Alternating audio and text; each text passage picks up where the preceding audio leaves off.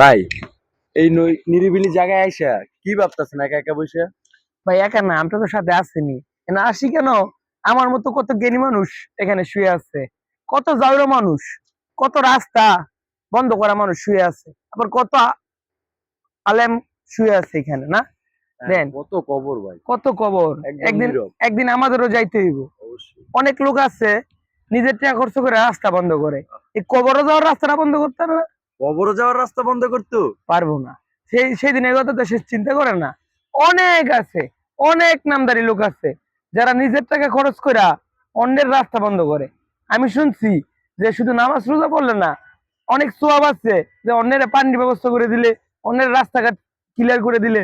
কিন্তু এটা আজকালকার মানুষ যত রাস্তা পারে বন্ধ করার দান্দা, অন্যদেরই হক নিজের নষ্ট টাকা করে। খরচ করে।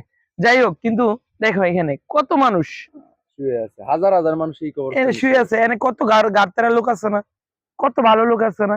কার কবর কোনটা সেটাও চিনা যায় না, কবর মুছে গেছে।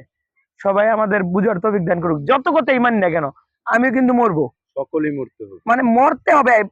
মৃত্যু অতি নিকটে। মানুষ এটা মনে